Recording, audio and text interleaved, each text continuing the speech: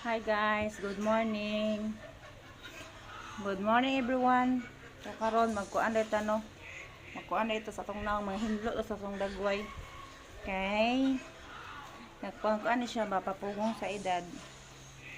So sa di pa di ay please follow and subscribe my channel, Jesselyn Mendoza.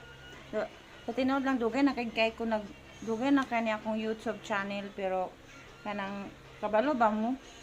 Usa ra gyud problema nako. Dili ko kabalo magpakuan kay ni-upload nako sa video kay kanang gamay kaayo ang video. So sige no.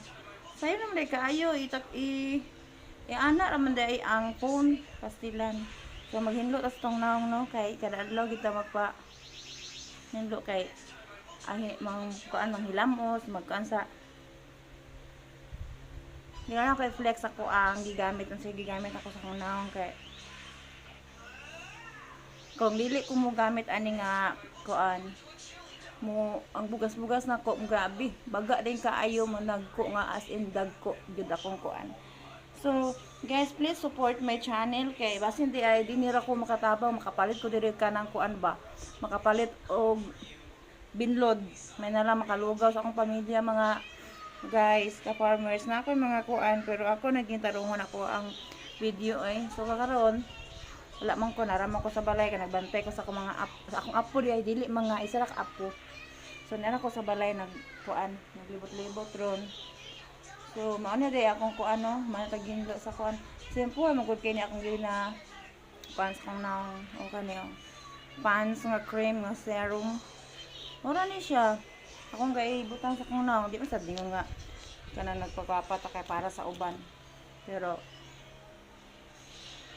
Nuna sa mga tima sa tong kagalingon kay asa para po sa tawag ana presentable ta mo atubang ugnay mga kuan ba na tao sa kuan sa kasanan balang wa tay kwarta di na po ta magpa kuan sa lug maayo ang abi kay wa tay kwarta na lang ta manglamos nang lang kabalo ta makatimos ng naong pod og sa atong kalawasan ba so ana ra kada adlaw morning o hapon before magtulog muna akong ikon sa kong naong pants nga kuan so katong ang unang akong ginusnos ako ra to i-reveal sa inyo next na ko nga video so thank you for watching guys, please follow and comment my video and please share and subscribe my channel. Thank you for watching guys.